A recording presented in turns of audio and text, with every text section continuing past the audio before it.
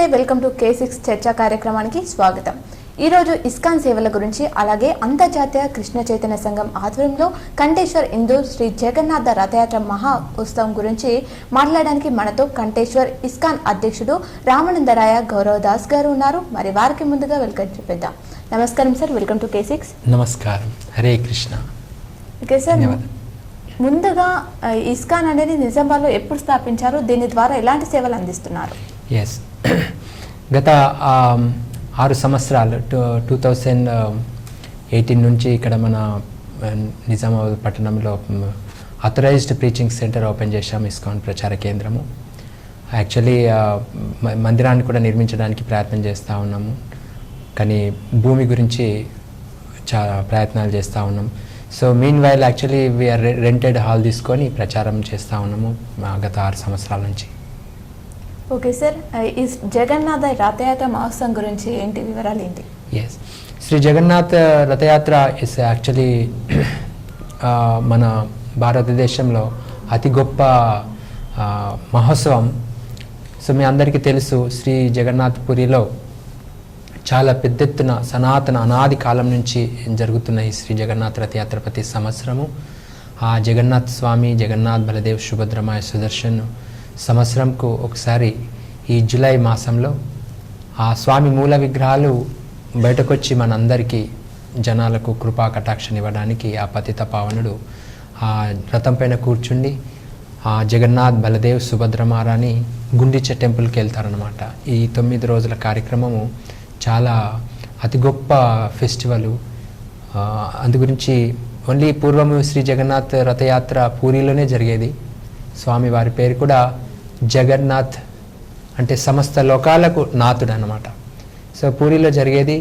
So శిల ప్రభుపాదులు, అంతర్జాతీయ కృష్ణ చైతన్య సంఘం సంస్థాపక ఆచార్యులు శిల ప్రభుపాదు శ్రీ జగన్నాథ్ని యాక్చువల్లీ పాశ్చాత్య దేశాలలో కూడా ఇంట్రడ్యూస్ చేసి ఈ రథోత్సవాన్ని ప్రపంచమంతటా ఈ యొక్క జగన్నాథ్ రథయాత్రని సెలబ్రేషన్ చేస్తాం. సార్, ఏ రోజు నిర్వహిస్తున్నారు సార్? సో మన ఇందూర్ పట్టణం, నిజామాబాద్ పట్టణంలో 12వ తారీఖు నాడు జూలై శుక్రవారం రోజు మధ్యాహ్నం 2 గంటల నుంచి మన నీలకంఠేశ్వర స్వామి కంఠేశ్వర్ ఆలయం నుంచి ప్రారంభమవుతుంది. Railway station, bus stand road, Gandhi Chowk, R R చౌరస్తా, పులాంగ్ చౌరస్తా, పులాంగ్ విజయలక్ష్మి గార్డెన్లో కల్చరల్ ప్రోగ్రామ్స్, ప్రవచనలు, చప్పన్ భోగు, మళ్ళీ మహారతి, స్వామివారికి మళ్ళీ జనాలకు అందరికీ ప్రసాద వితరణ కూడా ఏర్పాటు చేస్తున్నాం. ఓకే సార్, అలాగే శాంతికి కారణమైనటువంటి మనసును, అచంచలమైన మనసును, విశుద్ధమైన బుద్ధిని పొందడం ఎలా? ఎస్, చాలా మంచి ప్రశ్న. ఈ ప్రపంచంలో విచలితమైన మనసుని కంట్రోల్ చేసుకోవడం చాలా కష్టం. ఎందుకంటే ప్రతి జీవ మనసు యొక్క స్వభావమే కలత పొందించడం. ఈ ప్రపంచంలో అర్జునుడు ఏమంటున్నాడంటే, గాలినైనా ఆపగలుగుతాను కృష్ణ, నేను మనసుని ఆపలేకపోతున్నా అని చెప్పి అంటున్నాడు. సో అంటే మనసు అంత దృఢమైందన్నమాట. సో శాస్త్రంలో భగవద్గీతలో చెప్పబడుతుంది ఏమనంటే, నాస్తి బుద్ధిర్ అయుక్తస్య నతాయుక్తస్య భావన.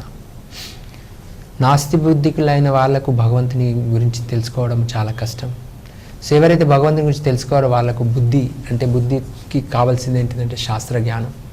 ఆ శాస్త్రజ్ఞానం అవగాహన లేనంత వరకు ఆ వ్యక్తి ఎప్పుడూ భగవంతుని స్వీకరించిన వ్యక్తి యాక్చువల్లీ మనసు ప్రశాంతంగా ఉండదన్నమాట. సో అలాంటి మనసు ప్రశాంతంగా ఉండని వ్యక్తికి కుత సుఖం. సో ఈ ప్రపంచంలో సుఖం అన్నది అతనికి దొరకదు.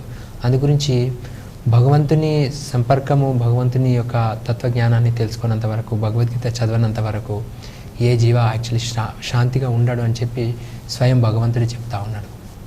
సో దీనికి కావాల్సింది ఏంటిదంటే, ప్రశాంతత ఉండాలి అంటే శాస్త్రజ్ఞానాన్ని మనం అవలంబించుకోవాలి. అప్పుడే మనసు శాంతిగా ఉండగలుగుతుంది. సార్, అలాగే మనిషి ఎందుకు దుఃఖాలలో చిక్కుబడుతున్నాడు? ఎస్, మనిషి ఎందుకు అంటే ఈ ప్రపంచంలో ప్రతి ఒక్కరికి అత్యాశ, జీవ యొక్క స్వభావమే కోరికలు అంతం లేని కోరికలు అన్నమాట. ఈ కోరికల్ని నియంత్రించుకోవడానికి మనం ఎన్ని ప్రయత్నాలు చేసినా కానీ కోరిక మనం వేరుగా చేరాలి. ఎందుకంటే ఇప్పుడు సూర్య భగవానుడు ఉన్నాడు, సూర్యకిరణాలు విస్తరిస్తూ ఉన్నాయి అంతటా. ఇప్పుడు సూర్యకిరణాలు అందరికీ ఇష్టమే, కానీ సూర్యకిరణాలతో పాటు వేడి ఎవరికి ఇష్టం ఉండదు. సో ఇప్పుడు నాకు సూర్యకిరణాలు ఇష్టము, కానీ వేడిని కొంచెం సపరేట్ చేద్దామంటే అది చేయరాదు, ఎందుకంటే ఇది బై ప్రోడక్ట్ అనమాట. సో అదేవిధంగా స్వామివారు ఎప్పుడైతే భగవంతుడి ఈ యొక్క శరీరాన్ని మనకు ఇచ్చారో, శరీరంతో బై ప్రోడక్ట్ మనకు కోరికలు కూడా ఇచ్చాడు అనమాట. సో ఆ కోరికల్ని నియంత్రించుకోవాలి అని అంటే మనకు అసాధ్యమైన పని. బట్ ఆ కోరికల్ని మనం ఏం చేయాలి? ఇప్పుడు సపోజ్ నేను ఒక గులాబ్ జామ్ తినాలి అని అనుకున్నాను అనుకోండి, ఆ గులాబ్ జామ్ నేను భగవంతుని నైవేద్యం పెట్టి ఆ ప్రసాద రూపంలో స్వీకరించడం ద్వారా సమస్త దుఃఖాలు దూరం అయిపోతాయి. అందుకనే దుఃఖాన్ని దూరం చేసుకోవాలి, పాపాలని దూరం చేసుకోవాలంటే శాస్త్రంలో ఏమని చెప్తుంది? యజ్ఞశిష్ట శినంశంతో ముచ్చంతే సర్వకీల్విషయం భుంజతేతే త్వగం పాప ఏకచంచాత్మ కారణం. ఎవరైతే స్వయంగా తన స్వార్థపరంగా భగవంతుడికి అర్పించకుండా తీసుకుంటారో వాళ్ళు పాపాలని భుజిస్తారు. అంటే ఈ ప్రపంచంలో మనకు భగవంతుడి సంపర్కం లేని జీవ ఎప్పుడూ దుఃఖాలే అనుభవిస్తున్నారు. బట్ ఎవరైతే భగవంతునికి అర్పించి భగవంతుని యొక్క శాస్త్రానుసారంగా జీవిస్తారో వాళ్ళు ఖచ్చితంగా ఈ సమస్త దుఃఖాల నుంచి విముక్తి పొంది ప్రశాంతత పొందగలుగుతారు. ఓకే సార్, అలాగే శాంతి సూత్రం ఏమిటి? ఎస్, శాంతి సూత్రం ఏంటిది అని అంటే ప్రతి జీవ ఈ యొక్క మోహానికి గురవుతున్నారన్నమాట. కారణం ఏంటిది అని అంటే అహం అమేతి, నేను, నా శరీరం, నేను అన్న భావన, ఇది నాది, ఇది నీది. సో ఈ మోహం ఏంటిది అని అంటే ఏదైతే లేదో దాన్ని మనం శాశ్వతం అనుకుంటున్నాం, ఏదైతే అనిత్యమో దాన్ని మనం నిత్యం అనుకుంటున్నాం, ఏదైతే నిత్యాన్ని ఉందో అది అనిత్యం అనుకుంటున్నాం అనమాట. సో ఈ ప్రపంచంలో ఏది అనిత్యము, ఏది నిత్యము? ఆత్మ నిత్యము, శరీరము అనిత్యము. ఈ ప్రపంచం ఎప్పుడూ అసత్యం కాదు, భగవంతుడు సృష్టించాడు. బట్ వీటికి ఒక సటన్ టైం అంటూ ఉంది. సో సటన్ టైంలో అన్నీ ప్రకటమవుతాయి, మళ్ళీ ప్రళయం వస్తుంది.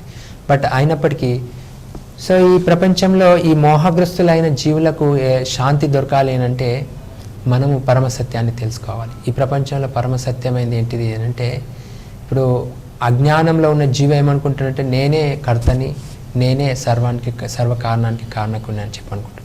బట్ ఈ సత్యం కాదు. ఎందుకంటే మన శరీరాన్ని మనమే, మన కంటి రెప్ప కింద మనమే ఏముంది అన్నది కూడా మనం చూసుకోలేకపోతున్నాం. అలాంటిది మనం ఎలా కంట్రోల్ చేసుకోగలుగుతాం? అందుకని ఆ వ్యక్తి నేను అన్న పదం ఎప్పుడైతే ఉంటుందో ఆ వ్యక్తి ఎప్పుడూ శాంతిగా జీవించడు. ఈ ప్రపంచంలో నేను భోగిస్తాను అని అనుకోవడము అది అజ్ఞానం. అందుకని ఈ ప్రపంచంలో రియల్ భోక్త ఎవరు అని అంటే భోక్తారాం యజ్ఞతపసాం సర్వలోక మహేశ్వరం సుహృదం సర్వభూతానం జ్ఞాత్వా మాం శాంతి ముచ్చతి.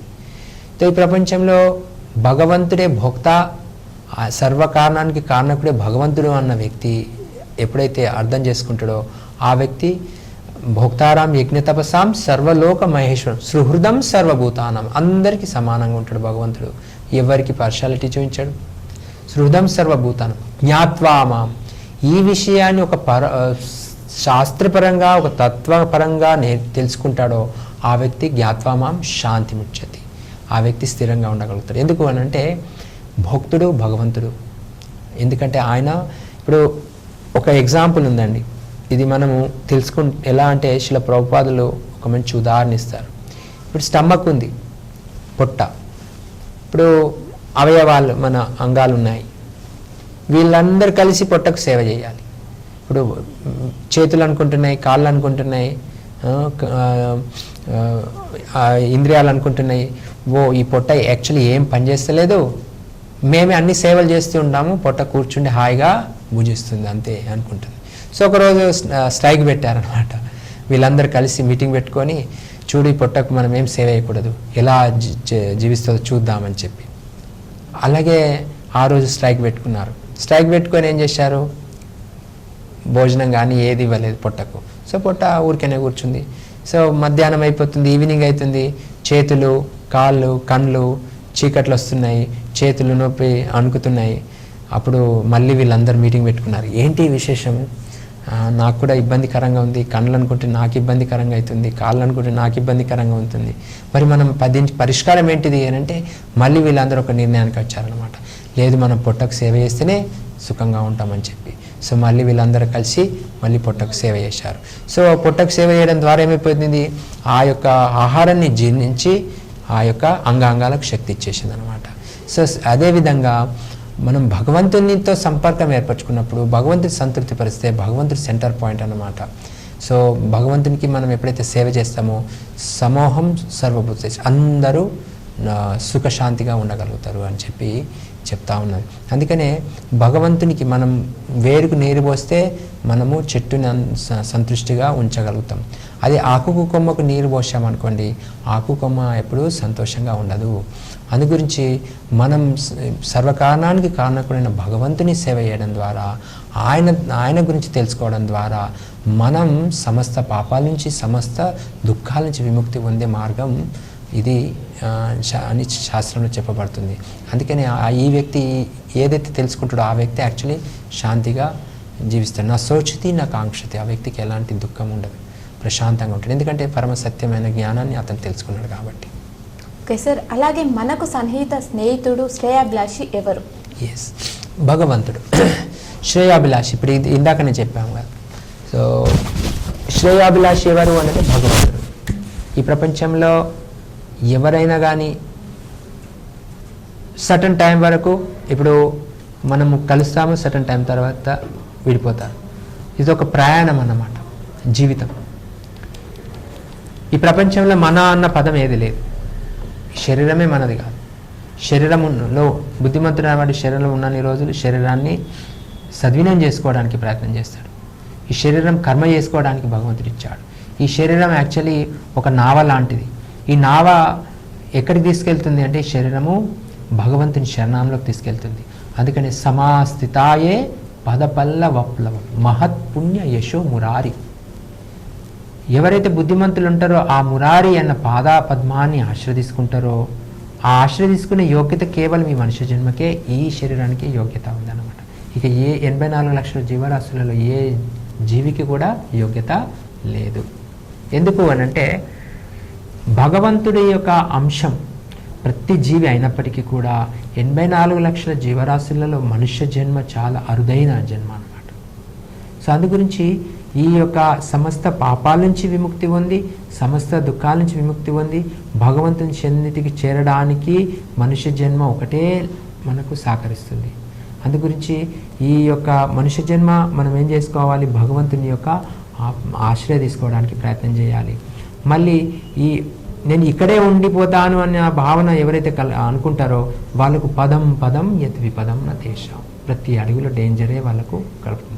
అందు గురించి రియల్ శ్రేయాభిలాషి మనకు భగవంతుడు 100 సంవత్సరాలు ఆవశించాడు. 100 సంవత్సరాల తర్వాత ఈ శరీరం నుంచి విముక్తి పొందుతాం. అప్పుడు మన బంధన బంధువు మిత్రులు అందరినీ మనం త్యాగించుకోవాల్సిందే సర్టన్ టైంలో. మరి ఆ తర్వాత ఎవరు అంటే యాక్చువల్లీ మన భాషలో చెప్తారు, దిక్కులేని వారికి దేవుడే దిక్కు. మరి ఆ దేవుడి దిక్కుడు ఎప్పుడు కలుస్తాడు అని అంటే రియల్ అయిన ఆపద్బాంధవుడు, రియల్ అయిన శ్రేయాభిలాషి అందరూ వదిలేసిన తర్వాత అక్కడ ఎవరు నాకు లేరు అన్న భావనలో మనము దుఃఖాలలో ఉన్నప్పుడు ఆ స్వామి వారు వచ్చి నేనున్నానని చెప్పి అంటాడు అనమాట. ఆయనని యాక్చువల్లీ శ్రేయాభిలాషి, ఆపద్బాంధవుడు భగవంతుడు కృష్ణుడు అని చెప్పి శాస్త్రంలో చెప్తాము. ఓకే సార్, అలాగే జీవునికి స్మృతిని విస్తృతిని జ్ఞానంను కలిగించేది ఎవరు? ఎస్, ఇది చాలా మంచి ప్రశ్న. ఈ ప్రపంచంలో యాక్చువల్లీ మనం అనుకుంటాం నాకు అన్నీ తెలుసు, నేను విన్నాను, అర్థమైంది అని అనుకుంటాం. అర్థమైంది అంటే ఆచరించాలి. ఈ ప్రపంచంలో ప్రచారమే అందరికీ మాట్లాడాలనే ఆతృత ఉంటుంది తప్ప ఆచరణ అన్నది చాలా కష్టం. మరి ఆచరణ ఎప్పుడు చేయగలుగుతాడు అని అంటే ఎప్పుడైతే శ్రద్ధగా వింటాడు. సో మరి ఆ సంకల్ప ఈ ప్రపంచంలో అన్నిటికన్నా గొప్పది దేని మీద ఆధారపడింది అంటే వినడం. శృతి అండ్ స్మృతి. శృతి అంటే ఏంటిదంటే శాస్త్రాలు, స్మృతి అంటే ఏంటిదంటే వినడం. సో నేను విని ఏం చేయాలి, నా జీవితాన్ని ఎలా సద్వినియోగం చేసుకోవాలి. సో ఇక్కడ ఈ భగవద్గీతలో భగవంతుడు 18వ అధ్యాయంలో చెప్తున్నాడు, సర్వస్య చాహం హృది సన్నివిష్టు మత్త స్మృత జ్ఞాన అపోహనం చ వేదైస్య సర్వేర్ అహమేవ వేద్యో వేదాంత కృత్వేద విదేహ చాహం. భగవంతుడు చాలా చక్కటి శ్లోకం ఇది. ఎవరికైనా కానీ ఇంత మధురంగా అంటే భగవంతుడు చెప్పిన విషయాలు భగవద్గీతలో చాలా అద్భుతమైనవి. ఎన్నిసార్లు విన్నా మనము, ఎన్నిసార్లు వింటే అన్నిసార్లు మన హృదయం నుంచి శోక మోహ భయ అన్నీ దూరమైపోతాయి, అపాహ దూరమైపోతాయి అన్నమాట. సో ఇక్కడ ఏమని చెప్తున్నాడు, సర్వస్య చాహం హృది సన్నివిష్టం, నేను అందరి హృదయంలో నేను కూర్చున్నాను. మత్త స్మృత జ్ఞాన అపోహనంచ, నువ్వు నన్ను స్మరించుకోవాలనుకుంటే నేను జ్ఞాపకం ఉంచుకోవాలంటే జ్ఞాపక శక్తిని ఇస్తాను, ఒకవేళ నన్ను మర్చిపోవాలనుకుంటే నా ఆసక్తి కూడా ఇస్తాను అని చెప్పి భగవంతుడు అంటున్నాడు. మరి మర్చిపోవడానికి ఎవరు, ఈ మనుష్య జన్మ మర్చిపోవడానికి కాదు, కానీ దురదృష్టవశాత్తు జీవ మోహాశ కర్మలో పడిపోయినప్పుడు ఏమైపోతుంది అంటే నేనే కర్తని అన్న భావనలు ఉన్నప్పుడు భగవంతుని జ్ఞాపకం మర్చిపోతాడు. సో అది మనం కోరుకుంటున్నాం కాబట్టి భగవంతుడు ఏమంటున్నాడు, నేను ఫర్గెట్ఫుల్, నేను మిమ్మల్ని జ్ఞాపకం మారవాలి అంటే ఓకే, భగవంతుడు ఏం చేస్తున్నాడు, జన్మ జన్మాంతరలో ఈ అంధకూపంలను తోసేస్తున్నాడు అన్నమాట. మళ్ళీ మనం చూడడానికి కూడా, అది వెళ్తూ చూడడానికి కూడా యోగ్యత ఇస్తలేడు భగవంతుడు. ఎందుకు? భగవంతుని ఉద్దేశానుసారం కాదు, భగవంతుని ఇష్టానుసారం కాదు, జీవుడి యొక్క ఇష్టానుసారంగానే భగవంతుడు ఫుల్ఫిల్ చేస్తున్నాడు. అందుకని భావగ్రాహి జనార్దన, భగవంతుడు ఎవరి హృదయంలో, జీవుడి హృదయంలో ఏ భావన ఉంటుందో అదే భగవంతుడు ఫుల్ఫిల్ చేస్తాడు అనమాట. సో జ్ఞాపకం మరవాలి అంటే భగవంతుడు జ్ఞాపకం మరవడానికి కూడా శక్తిని ఇవ్వడానికి ఆయన శక్తిని ఇస్తానని చెప్పి అంటున్నాడు. మరి జ్ఞాపకం ఉంచుకోవడానికి భగవంతుడు ఏమంటున్నాడు, అది కూడా నేను శక్తిని ఇస్తాను, నీకు జ్ఞాపక శక్తిని కూడా ఇస్తాను అంటున్నాడు. సో బుద్ధిమంతుడైన వాడు భగవంతుని జ్ఞాపక శక్తి ఇస్తాను. ఎందుకు అనంటే సుఖమైన దుఃఖమైన ఏదైనప్పటికీ కూడా మనము భగవంతుని జ్ఞాపకం చేసుకోవడానికి ప్రయత్నం చేస్తే భగవంతుడు జ్ఞాపక శక్తిని ఇస్తాడు. మరి ఆ జ్ఞాపకం చేసుకోవడానికి ఏంటంటే ఈ ప్రపంచంలో సమస్త శాస్త్రాలు, సమస్త వేదాలు ఎవరి గురించి బోధిస్తున్నాయి? అల్టిమేట్లీ మనం ఏ చేసినప్పటికీ కూడా ఎవరిని తెలుసుకోవడానికి ప్రయత్నం చేస్తున్నాము? అహం ఏవ చాహం అని భగవంతుడు చెప్తున్నాడు. నువ్వెన్ని వేదాలు చదివినా, ఏ చేసినా, నువ్వు ఎన్ని శాస్త్రాలు చదివినా, నువ్వు అల్టిమేట్లీ ఏదో ఒక రోజు నన్ను కంపల్సరీ తెలుసుకోవాల్సిందే. మరి ఆ తెలుసుకునే ప్రవృత్తి, ఆ తెలుసుకునే యోగ్యత ఈ శరీరానికే అవకాశం ఉంటుంది. మరి ఎందుకు మనం ఇప్పుడు ఈ శరీరాన్ని మనము యూటిలైజ్ చేసుకోకూడదు అని భగవంతుడు చెప్తున్నాడు.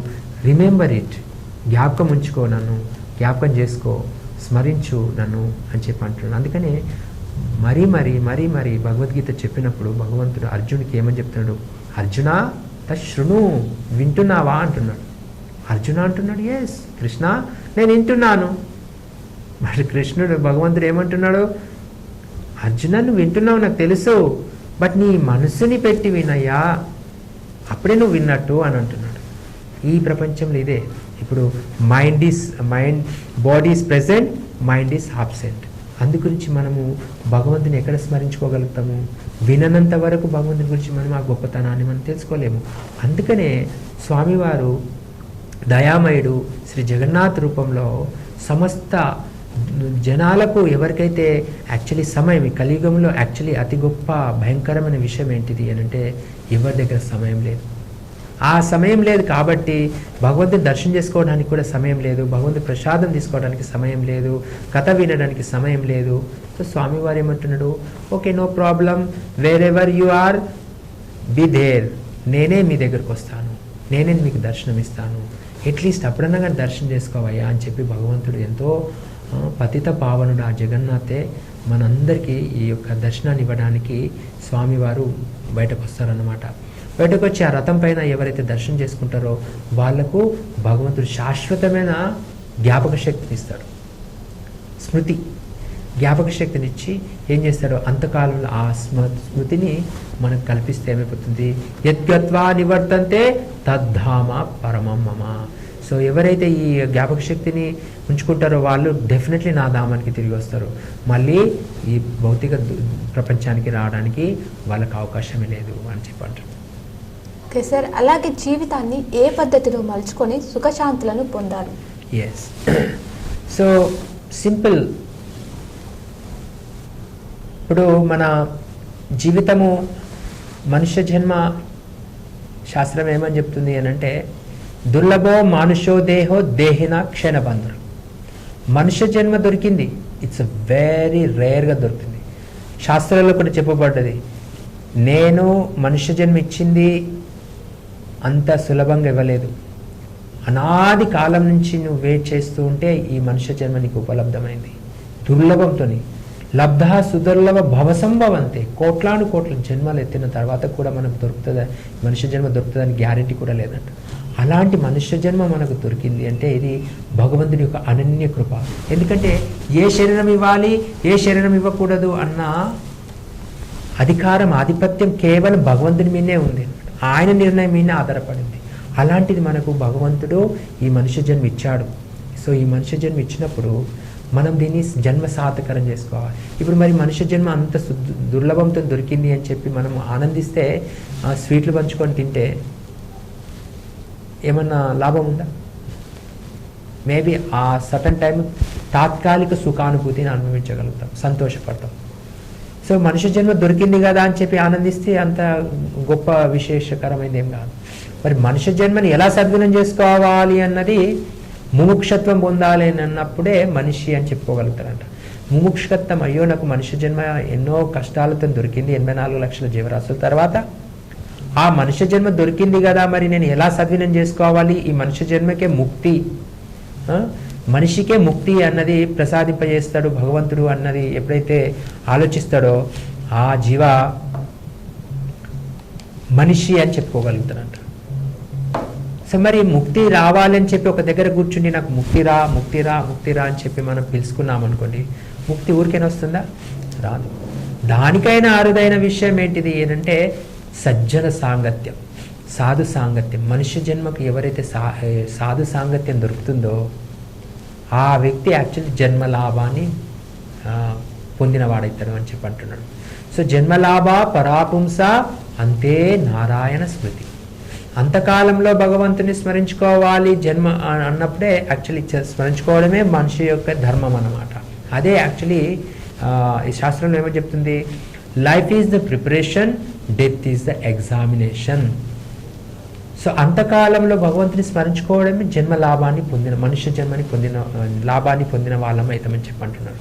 అందుకనే ఈ యొక్క శాస్త్రంలో భగవద్గీతలో చెప్తా ఉంది ఏమని, సర్వధర్మాన్ పరిత్యజ మామేకం శరణం వ్రజ అహం త్వాం సర్వపాపేభ్యో మోక్షయిష్యామి మా శుచ. అంతకాలంలో ఎవరైతే జీవుడు ఎవరైతే ఉన్నారో సర్వధర్మాన్ పరిత్యజ, ఓ నేను బెస్ట్ పురుషుణ్ణి, ఓ నేను బెస్ట్ స్త్రీని, ఓ నేను బెస్ట్ లీడర్ని, whatever you are. Real ధర్మ ఏంటిది? ధర్మంత సాక్షాత్ భగవత్ ప్రణీతం. భగవంతుడు చెప్పింది ఎవరైతే ఆచరిస్తారో వాళ్ళే ధర్మాన్ని ఆచరించిన వాళ్ళు అవుతారు. అందుకని సర్వధర్మాన్ పరిత్యజ. ఈ ప్రపంచంలో సమస్త జీవులు భగవంతుడి అంశమే. అందుగురించి సర్వధర్మాన్ పరిత్యజ మామేకం శరణం వ్రజ అహం త్వాం సర్వ పాపేభ్యో. సో నువ్వు ఎప్పుడైతే నా శరణగతి తీసుకుంటావో నేను సమస్త పాపాల నుంచి విముక్తి పొందిస్తాను. మరి శరణగతి అంటే ఏంటిది? చెప్పింది వినడం. భగవంతుడు ఏమంటున్నాడు? భగవద్గీత చదువు. ఎవరైతే భగవద్గీత చదువుతారో వాళ్ళకంటే ఎక్కువ గొప్ప ప్రియులు నాకు ఎవరు లేరు అని చెప్పంటున్నాడు. మరి మనం భగవంతునికి సంతృప్తి పరుద్దామా? ఇప్పుడు మొదటికి సంతృప్తి పడదామా, లేక ఆకులకు కొమ్మలకు సంతృప్తి పరుస్తామా? కొమ్మలకు సంతృప్తి పరచడం ద్వారా అంతా ఎవరు సుఖానుభూతిని అనుభవించలేరు. మొదటికి నీరు పోయడం ద్వారా సుఖానుభూతిని అనుభవించగలుగుతుంది. అందరూ ఆకులు కొమ్మలు అందరూ సంతృష్టిగా ఉండగలుగుతారు. అందు గురించి భగవంతుని ఆశ్రయ తీసుకోవడము, భగవంతుడు చెప్పింది వినడము, భగవంతుడి ఆ ధర్మం ప్రకారం ఆచరించడం ద్వారా ధర్మో రక్షతే రక్షత. ధర్మం ఆచరించిన వ్యక్తి ఖచ్చితం ఆ ధర్మం భగవంతుడి శరణంలో తీసుకెళ్తుంది అని చెప్పి అంటున్నాడు. అందుకని భగవంతుడు ఏమిటి? సర్వధర్మాన్ పరిత్యజ మామేకం శరణం వ్రజ అహం త్వాం సర్వ పాపేభ్యో. ఆ ఒక్క బాట మీరు విన్నట్టయితే నేను సర్వ పాపాల నుంచి విముక్తి పొందిస్తా అంటున్నాడు. అందుకని అర్జునుడు ఏం చేశాడు? శిష్యస్తేహం షాదిమాం త్వాం ప్రపన్నా. నేను ఇప్పుడు నీకు శిష్యుణ్ణి, నువ్వు నాకు మాస్టర్వు, గురువు. స్వామి మీరు చెప్పిన విధానమే నేను నడుస్తాను అన్నాడు. సో భగవంతుడు ఏం చేశాడు? ఆ అర్జునుడు ఎప్పుడైతే శరణగతి తీసుకున్నాడో అప్పుడు ఆయన యొక్క జీవితాన్ని, శరీరం ఒక నావ, ఈ నావకు ఒక కెప్టెన్ కావాలి. ఆ కెప్టెన్ ఎవరు? గురువు. ఆ గురువు పర్ఫెక్ట్ గురువు, సర్వశాస్త్రాలు తెలుసుకున్న గురువు. కృష్ణం వందే జగద్గురు. ఇప్పుడు అర్జునుడికి సాక్షాత్ భగవంతుడే గురువు అయ్యాడు. సో మనకు కూడా ఆ గురు పరంపరలో మనం ఏదైతే జ్ఞానం ప్రాప్తి చేసుకుంటామో సేమ్ మెథడ్ మనకు కూడా మార్గం మనకు దొరుకుతుంది. అందుకనే సర్వ పాపాల నుంచి విముక్తి పొందాలి అంటే కేవలం భగవంతుని యొక్క ఆశ్రయ తీసుకోవడమే మనిషి యొక్క ఉత్తమ గతి, శాస్త్రాలు చదవడమే ఉత్తమ గతి. అందుకని మనం చాలా అదృష్టవంతులము. భారత భూమి హైల మనుష్య జన్మయారా, జన్మ సార్థకరే కరో పరోపకార. భారత భూమి ఇంత ఆర్డినరీ భూమి కాదు, ఇది చాలా పవిత్రకరమైన భూమి. ఈ భూమిలో మనుష్య జన్మ దొరకడం ఎంతో అరుదైన విషయము. కానీ దీన్ని సద్వినియోగం చేసుకోకపోతే ఇంతకంటే దౌర్భాగ్యం ఈ జీవకి ఇంకా వేరే లేదు అని చెప్పి శాస్త్రం చెప్తుంది. ఎందుకు అనంటే భారత భూమిలో పుట్టిన ప్రతి వ్యక్తి జన్మ సార్థకరం చేసుకోవాలి, ముక్తి ప్రాప్తి చేసుకునే యోగ్యత అతి సులభంగా ఉంది. ఎందుకంటే సమస్త శాస్త్రాలు, భగవంతుడు అవతరించిన ప్రదేశాలు, సమస్త గొప్ప గొప్ప ఆచార్యులు, యోగులు, మునిలు, ఎన్నో పవిత్ర నదులు మన భారత భూమిలో ఉన్నాయి. మిగతా ఏ భూమి ఎక్కడ లేదు. ఈ భూమిలో ఏదైతే ధర్మం నడుస్తుందో ఆ ధర్మమే ప్రపంచమంతటా విస్తరిస్తుంది అన్నమాట. అందు గురించి భారత భూమిలో పుట్టిన ప్రతి ఒక్కరి హక్కు మనం జన్మ సార్థకరం చేసుకోవాలి, ఇతరులకు మనము సార్థకరం చేయడానికి ప్రయత్నం చేయాలని చెప్పి చెప్తా ఉన్నారు. అప్పుడే మనము ఆనందంగా ఉండగలుగుతాము, సమస్త పాపాల నుంచి విముక్తి పొంది అంతకాలంలో భగవంతుని యొక్క కృపా కటాక్షం పెంపొందించుకోగలుగుతాం. ఓకే సార్, అలాగే సంపద, విజయం, అసాధారణ శక్తి, నీతి ఎవరి పక్షాన ఉంటాయి? చాలా మంచి విషయం. సో ఈ ప్రపంచంలో యాక్చువల్లీ తప్పుడు అపోహలో మనం ఏమనుకుంటున్నాము, ఈ భౌతికంలో ఇది ఉంటే నేను ఆనందంగా ఉంటా, అది ఉంటే ఆనందంగా ఉంటా. బట్ నిజంగా ధన సంపత్తి మనకు ఉండడం ద్వారా ధనం మనకు ఆనందం ఇస్తుంది అనంటే అది తప్పుడు అపోహ. కానీ రియల్ ధన సంపత్తి ఎవరు అనంటే ఆ లక్ష్మీపతి అయిన ఆ నారాయణుడి యొక్క ఆశ్రయానే మనకు రియల్ సంపత్తి. అందు గురించి ఎక్కడైతే ధర్మాన్ని ఆచరిస్తుందో ఇక్కడ శాస్త్రం ఏమని చెప్తుంది భగవద్గీతలో అంటే యత్ర యోగేశ్వరే కృష్ణ తత్ర పార్థో ధనుర్ధయ.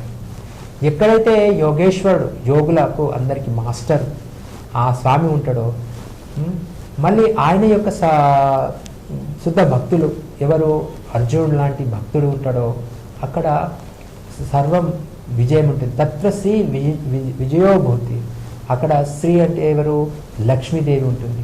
అక్కడ నీతి ఉంటుంది, ధర్మం ఉంటుంది, అన్ని సంపత్తులు కలకలంగా ఉంటుంది. ఎందుకంటే ధర్మాన్ని ఎవరైతే ఆచరిస్తారో, ధర్మం అంటేనే భగవంతుడు, ఆయన చెప్పింది ఎవరైతే ఆచరిస్తారో లక్ష్మీదేవి సర్వ సంపత్తులు వాళ్ళకు సప్లై చేస్తుంది అనమాట.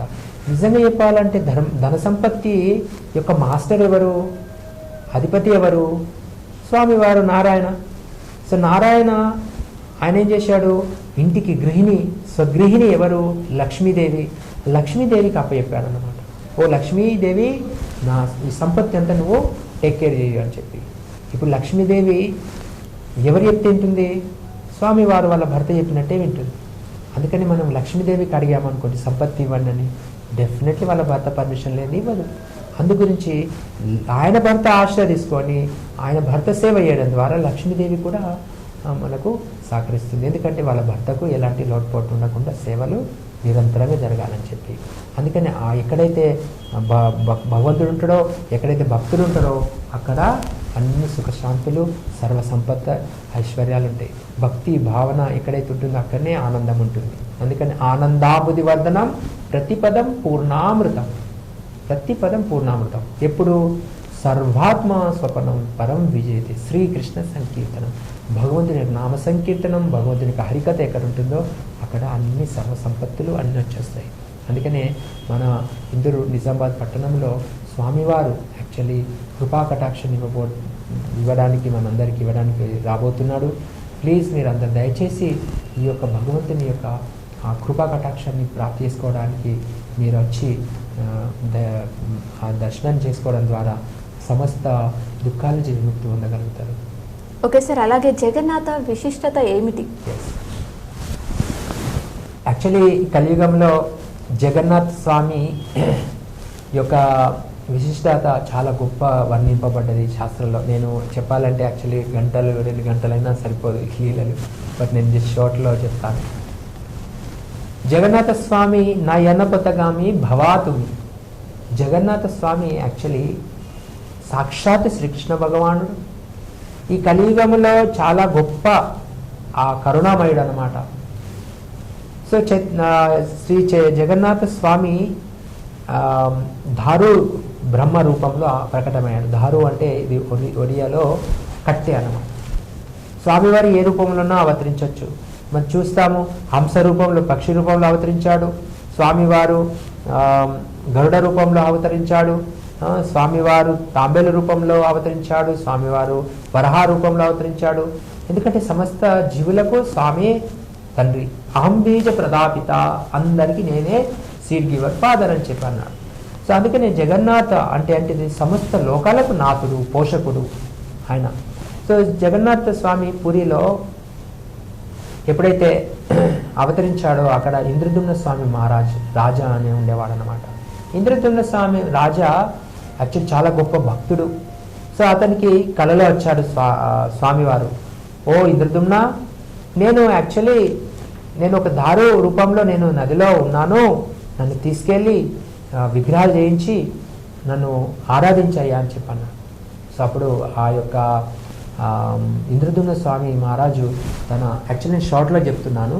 సో ఇంద్రద్యుమ్న స్వామి మహారాజు వాళ్ళ సైనికులు తీసుకెళ్ళడానికి ప్రయత్నం చేశారు. సో ఆ దారు బ్రహ్మ తీసుకొచ్చి ఏం చేశారు, ఆ మూర్తిని చేయించడానికి ప్రయత్నం చేశారు. సో అక్కడ ఎవరు చేయాలి అంటే అప్పుడు ఆ సమయంలో ఒక బక్కగా చిక్కబడ్డ ఒక వృద్ధుడు వ్యక్తి వచ్చాడనమాట. నేను చేస్తాను అని చెప్పి అన్నాడు. ఓ సరే అని చెప్పి ఆ వ్యక్తికి అవకాశం ఇచ్చారనమాట ఇంద్రద్యుమ్న స్వామి మహారాజు. సో ఇంద్రద్యుమ్న స్వామి మహారాజు ఎప్పుడైతే ఇచ్చాడో అవకాశము, అతను ఏం చెప్పాడంటే ఒక షరతు పెట్టాడు.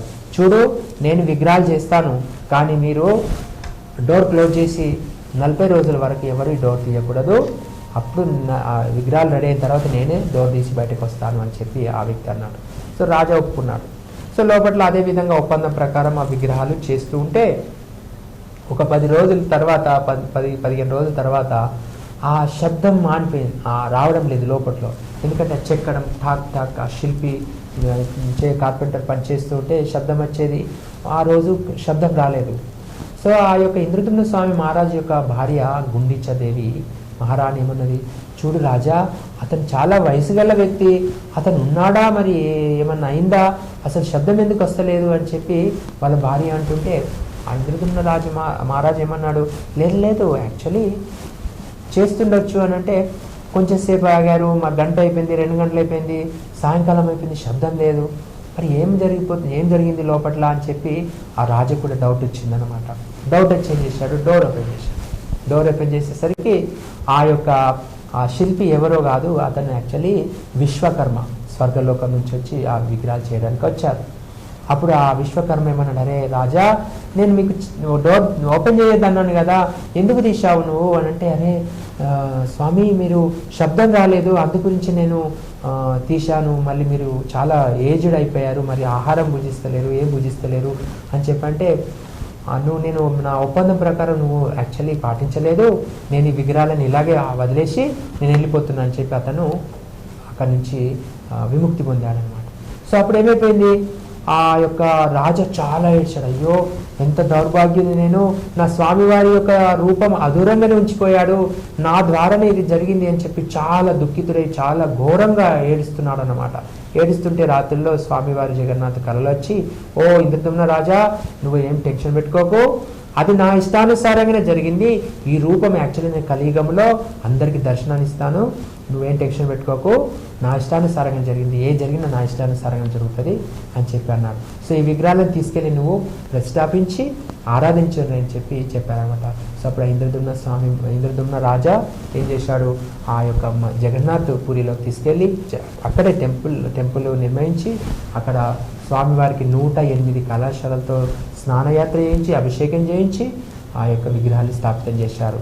సో విగ్రహాలు స్థాపితం చేసిన తర్వాత ఈ యొక్క జగన్నాథ స్వామిని రథం పైన సంవత్సరంకి ఒకసారి తీస్తారనమాట. ప్రతి మందిరాలలో, విష్ణుమూర్తి మందిరాలు కానీ అనేక మందిరాలలో ఉత్సాహమూర్తులు ఉంటాయి అన్నమాట. ఇప్పుడు ఒకటి గర్భగుడిలో ఉన్న మూల విగ్రహాలు, మళ్ళీ ఆ ఉత్సాహమూర్తులు.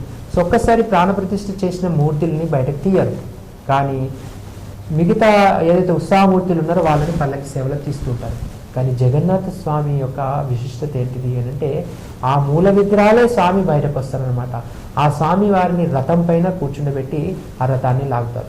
మరి రథం యొక్క ప్రవృత్తి, ఆ పద్ధతి ఎప్పటి నుంచి ప్రారంభమైంది అంటే ద్వాపర యుగంలో అది ద్వాపర యుగంలో ఎప్పుడైతే శ్రీకృష్ణ భగవానుడు అవతరించాడో, సో తర్వాత మథుర గోకులం నుంచి మథురకి వెళ్ళాడు, మథుర నుంచి ద్వారకకి వెళ్ళాడు. సో అప్పుడు యశోదమ్మ నందమహారాజు ప్రతిరోజు వాళ్ళకు అందరూ వేచి చూస్తూ ఉన్నారనమాట విరహభావంలో. సో ఎప్పుడైతే ఇది కురుక్షేత్రానికి వెళ్ళారు, అక్కడ కురుక్షేత్రానికి వెళ్ళి ఆ ద్వారకవాసులు వచ్చారు, కృష్ణుడు, రుక్మిణీదేవి, 16,100 మహారాణిలు వీళ్ళందరూ ద్వారకకు వచ్చారు, కురుక్షేత్రంకి వచ్చారు. మళ్ళీ గోపికలు, గోపబాలులు, నందమహారాజు, యశోదమ్మ వీళ్ళు కూడా ఆ కురుక్షేత్రానికి వచ్చారనమాట శరత్ పూర్ణిమ రోజు. సో అక్కడికి వచ్చి ఏం చేశారు వాళ్ళు, అక్కడ అందరూ కలిశారు. సో అప్పుడు కృష్ణ, బలరాముడు, సుభద్ర మహారాణి రథం పైన కూర్చున్నారు. కూర్చున్నప్పుడు ఏం చేశారు, ఇప్పుడు గోపికలు ఏమనుకుంటున్నారు, మేము లాగాలని చెప్పి అనుకుంటున్నారు, మేము తీసుకెళ్తాము బృందావనానికి. ద్వారక మహారాణులు ఏమంటున్నారు, మా కృష్ణ, మేము ద్వారకకు తీసుకెళ్తామని చెప్పి. సో వాళ్ళు రథాన్ని, ఆ కృష్ణుని, శ్రీ బలరాముని, సుభద్ర మహారాణిని ఆ రథం పైన లాగడం అప్పటి నుంచి ప్రారంభమైంది అని చెప్పి ఆచార్యులు చెప్తా ఉంటారు. సో అదేవిధంగా రథం పైన ఎవరైతే జగన్నాథుని దర్శనం చేసుకుంటారో వాళ్ళకు డెఫినెట్లీ పునర్జన్మ విద్యతే అని చెప్పి అంటున్నాం. మళ్ళీ వాళ్ళకు జన్మ ఉండదు. వాళ్ళ అంతకాలంలో జీవించినన్ని రోజులు ఆనందంగా జీవిస్తూ అంతకాలంలో భగవద్ధామం చేరుకుంటారని చెప్పి శాస్త్రంలో చెప్పబడ్డది. ఇది చాలా గొప్ప అవకాశం. సో అందు గురించి జగన్నాథ్ ఏం చేశాడంటే కలియుగంలో కళ్ళు పెట్టుకున్నాడు కానీ రెప్పలు పెట్టుకోలేదన్నమాట. సో ఆ రెప్పలు ఎందుకు పెట్టుకోలేడు అని అంటే స్వామివారి యొక్క ఎవరిని మిస్ చేయకూడదు, నా కృపా కటాక్షం ప్రతి ఒక్కరికి దొరకాలి అని చెప్పి ఆ యొక్క జగన్నాథ స్వామి ప్రతి ఒక్కరికి కృపా కటాక్షం ఇవ్వడానికి ఆ మూల విగ్రహాలే బయటకు వచ్చి ప్రతి ఒక్కరికి దర్శనం ఇస్తారనమాట. సో ఇది యాక్చువల్లీ 7వ తారీఖు రోజు జగన్నాథ్పురిలో ఘనంగా లక్షలాది జనాలు తరలివెళ్ళి భగవంతుని దర్శనం చేసుకుంటారు. అక్కడ స్వామివారు మెయిన్ విగ్రహం టెంపుల్ నుంచి గుండిచ టెంపుల్కి వెళ్తారు. అక్కడ 9 రోజులు ఉండి 9వ రోజు నాడు రిటర్ను మళ్ళీ మెయిన్ టెంపుల్కి వస్తారు. అలా చాలా ఘనంగా ఈ రథయాత్ర జరుగుతుంది. సేమ్ రథయాత్ర ఈ 3 మనం ఇక్కడ మన నిజామాబాద్ పట్టణంలో జరపబోతున్నాం 12వ తారీఖు నాడు. ఓకే సార్, అలాగే ఈ యుగ ధర్మం ఏమిటి చివరగా? ఎస్, సో ఇది యాక్చువల్లీ అల్టిమేట్. శాస్త్రంలో చెప్తా ఉన్నది, నామ సంకీర్తనమేస్య సర్వ పాప ప్రణాశనం, ప్రణామో దుఃఖ శమన తం నమామి హరి పదం. నామ సంకీర్తనం, కలియుగంలో నామ సంకీర్తనం. హరేర్నామ హరేర్నామ హరేర్నామైవ కేవలం కలో నాస్తేవ గతిరన్యత. ఈ కలియుగంలో కేవలం హరినామమే అని ఒక్కసారి చెప్తే నమ్మలేరు, 2 సార్లు చెప్తే నమ్మలేదు, 3వసారి చెప్తే ఖచ్చితంగా నమ్మాల్సిందని శాస్త్రం కూడా నొక్కి చెప్తుంది అన్నమాట. సో హరేర్నామైవ కేవలం ఒకటే. ఎప్పుడు కలో అంటే కలియుగంలో, నాస్తేవ గతిరన్యత. ఈ కలియుగంలో ఏంటిది మరి హరినామం. హరే కృష్ణ కృష్ణ కృష్ణ హరే హరే, హరే రామ రామ రామ హరే హరే. ఈ భగవంతుని యొక్క నామం కలియుగ ధర్మం, యుగ ధర్మం అని చెప్పి అన్నాడు. కలికాలే నామరూపే కృష్ణ అవతార. కలియుగంలో నామాన్ని ఎవరైతే జపిస్తారో వాళ్ళకు భగవంతుని ప్రేమ ఖచ్చితంగా ప్రాప్తి అవుతుందని చెప్పి చెప్తున్నారు. ఎందుకు? సత్యయుగంలో ధ్యానం చేసేవారు, వాళ్ళు ధ్యానం చేసి భగవంతుని దర్శనం చేసుకుని భగవంతుని ప్రాప్తి చేసుకుని భగవద్ధామం వెళ్ళిపోయేవారు. త్రేతాయుగంలో యజ్ఞయాగాలు చేసి యజ్ఞపురుషుని సంతృప్తిపరిచి భగవద్ధామం చేరుకునేవారు. ద్వాపర యుగంలో అర్చమూర్తుల ఆరాధనలు చేసి భగవంతుని సంతృప్తిపరిచి భగవద్ధామం చేరుకునేవారు. మరి కలియుగ జనాలు ఎలా భగవంతుని సంతృప్తిపరచడానికి ప్రయత్నం చేయాలి? ఎందుకంటే చాలా కష్టం, ఎవరి దగ్గర సమయం లేదు. మరి వాళ్ళు ఎలా ఇవన్నీ కార్యక్రమాలు చేయడానికి సమయం ఉందా? లేదు. మరి వాళ్ళు ఎలా ఉద్ధరింపబడతారు అంటే భగవంతుడే కృపా కరుణామయుడు ఏం చేశాడంటే అతి సులభమైన మార్గం ఇచ్చాడు. కేవలం నామ సంకీర్తనం. ఇతి షోడశకనాంనాం కలికలమ నాశనం. ఇతి షోడ అంటే 16 నామాలు ఎవరైతే ఉచ్చరిస్తారో కలియుగంలో ఎలాంటి కల్మషాలు లేకుండా వాళ్ళు భగవంతుని ప్రేమ ప్రాప్తి చేసుకోగలుగుతారు. అదేంటిది? ఇతి షోడ అంటే 16. హరే కృష్ణ కృష్ణ కృష్ణ హరే హరే, హరే రామ రామ రామ హరే హరే. భగవంతుని యొక్క నామాన్ని జపించడము ద్వారా వాళ్ళు భగవంతుని యొక్క ప్రేమ ప్రాప్తి చేసుకుంటూ జీవితాంతం జీవించిన రోజులు ఆనందంగా జీవిస్తూ అంతకాలంలో నామ సంకీర్తన చేసుకుంటూ హరే కృష్ణ మహామంత్రాన్ని, భగవంతుని నామాన్ని స్మరించుకుంటూ ఈ యొక్క భవసాగర్ నుంచి దాటిపోయే అవకాశం ఈ యొక్క కలియుగ ధర్మం హరే కృష్ణ మహామంత్రం. ఓకే సార్, ఎన్నో విషయాలని ఇస్కాన్ సేవల గురించి అలాగే ఎన్నో విలువైన విషయాలను ఈరోజు మా అందరికి తెలియజేసినందుకు thank you so much sir. ధన్యవాదాలు. ఓకే, చూసారుగా ఇందూర్ నగరంలో 12వ తేదీన శుక్రవారంలో శ్రీ జగన్నాథ రథయాత్ర మహోత్సవం జరుగుతుంది. దీనికి పెద్ద సంఖ్యలో భక్తులందరూ హాజరయ్యి ఆ భగవంతుని కృపకు పాత్రలు కావాలని చెప్పేసి కోరుకుంటున్నాం. ఇది ఈరోజు అంశం. మరో అంశంతో మీ ముందుంటాం. చూస్తూనే ఉండండి మీ K6. ధన్యవాదాలు.